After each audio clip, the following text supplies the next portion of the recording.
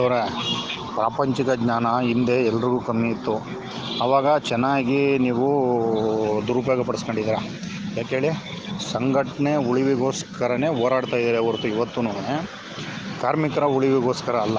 ನೀವು ಜಂಟಿ ಸಮಿತಿ ಮಾಡಿ ನಾನು ಕೇಳ್ತಕ್ಕಂಥದ್ದು, ರೀ ಸ್ವಾಮಿ, ಹಿಂದೆನೂ ಸರ್ಕಾರಿ ನೌಕರಿಗಿಂತ ಹೆಚ್ಚಿಗೆ ಸಂಬಳ ಇತ್ತು. ತದನಂತರ ಆದಂಥ ವೇತನ ಪರಿಷ್ಕರಣೆಯಲ್ಲಿ ವ್ಯತ್ಯಾಸಗಳಾಗಿದೆ.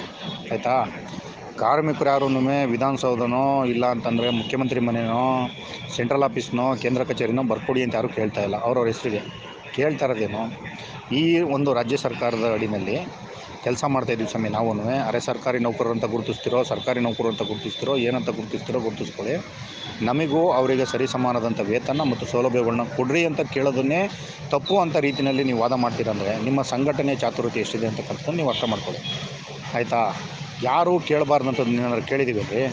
ಅಕ್ಕಪಕ್ಕದ ರಾಜ್ಯಗಳಲ್ಲಿ ಮಾಡಿದರೆ ನಿಮಗೆ ಸರ್ಕಾರಿ ನೌಕರು ಮಾಡೋಕ್ಕಾಗಲ್ಲ ಅಂತ ಒಂದು ವಿಚಾರ ಇಟ್ಕೊಂಡ್ಮೇಲೆ ನಾವೇನು ಕೇಳ್ತಾ ಇದ್ದೀವಿ, ವೇತನ ಆಯೋಗದ ಮಾದರಿಯಲ್ಲಿ ಸಂಬಳ ಕೊಟ್ಬಿಡಿ. ದಯವಿಟ್ಟು ಸರ್ಕಾರಿ ನೌಕರಿಗೆ ಸರಿಸಮಾನದ ವೇತನವನ್ನು ವೇತನದ ಆಯೋಗದ ಮಾದರಿಯಲ್ಲೇ ಮಾಡಿ.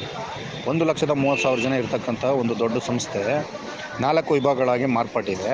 ಪ್ರತಿ 4 ವರ್ಷಕ್ಕೊಂದು ಸಲ ಈ ಹೋರಾಟ ಅದು ಇದು ಮಾಡಿ ಸಾರ್ವಜನಿಕರಿಗೆ ತೊಂದರೆ ಕೊಡೋದಕ್ಕೆ ನಮಗೂ ಇಷ್ಟ ಇಲ್ಲ. ಅದಕ್ಕೋಸ್ಕರನೇ ಅಗ್ರಿಮೆಂಟ್ ಬೇಡ, ವೇತನದ ಮಾದರಿಯಲ್ಲಿ ಒಂದು ವೇತನ ಆಯೋಗ ರಚನೆ ಮಾಡಿ ಸರ್ಕಾರಿ ನೌಕರಿಗೆ ಸಿಗ್ತಕ್ಕಂಥ ಎಲ್ಲ ಸೌಲಭ್ಯಗಳನ್ನು ಅದನ್ನು ಅಳವಡಿಸ್ಕೊಂಡು ನಮಗೆ ಸಂಬಳನ ಜಾಸ್ತಿ ಮಾಡಿ ಅಂತಕ್ಕಂಥ ಕೇಳ್ತಾ ಇರೋದೇ ಒಂದು ತಪ್ಪು ಅಂತಂದರೆ ನಿಮ್ಮ ಬುದ್ಧಿವಂತಿಕೆ ಮತ್ತು ಮಟ್ಟ ಎಲ್ಲಿಗೂ ಇದೆ ಅಂತಕ್ಕಂಥದ್ದನ್ನು ಯೋಚನೆ ಮಾಡಿ. ಅಪ್ಪ ಹಾಕಿದ ಹಾಲ್ದು ಮರ ಅಂತ ಅಂದ್ಬಿಟ್ಟಿದ್ದೇನೆ, ಅದಕ್ಕೆ ನೆಣಾಕೊಂಡು ಸಾಯಿರಿ ಅಂತಕ್ಕಂಥದ್ದು ನಿಮ್ಮಗಳ ವಾದ ಆಗಿದೆ. ಯಾಕೆ ಹೊಸತನವಾಗಿ ಮಾರ್ಪಾಡು ಮಾಡ್ಕೋಬಾರ್ದು ಅಂತಕ್ಕಂಥದ್ದು ಯಾಕೆ ನಿಮಗೆ ಆ ಹುಚ್ಚುತನ, ಬಾಲಿಶತನ ಅದನ್ನು ನೋಡಿ ನಗ್ತಕ್ಕಂಥದ್ದು ಯಾಕೆ? ನೀವು ಇದೇ ಥರ ಹೋಗಿ ಹಿಂಗೆ ಮಾಡ್ಕೊಂಡಿದ್ದು ಅಂತಕ್ಕಂಥದ್ದು ಅದೇ ಥರ ಹೋಗಿ ಮಾಡ್ಕೊಂಡಿದ್ದಲ್ಲ. ನಿಮ್ಮಂಥವರು ಕೈ ಜೋಡಿಸಿ ಮಾಡಿಸ್ತಕ್ಕಂಥದ್ದು ಅಂತನ್ನ ಗಂಟಾಗಸೋಗಿ ಒಪ್ಕೊಳ್ಳಿ. ಈಗಲಾದ್ರೂ ಕಳೆದು ಹೋಗಿದೆ. ಇಷ್ಟೊಂದು ಜನ ಸಾರ್ವತ್ರಿಕ ಮುಷ್ಕರದಲ್ಲಿ ವಜಾಗೊಂಡು ಪೊಲೀಸ್ ಕೇಸ್ಗಳು FIR ಆಯ್ತಲ್ಲ, ಅವತ್ತೊಂದು ದಿನ ಏನು ಮಾಡ್ತಾಯಿದ್ರಿ? ಒಂದು ಹೋರಾಟ ಮಾಡೋದಕ್ಕೆ ನಿಮ್ಮ ಕೈಲಿ ಆಗಲಿಲ್ಲ.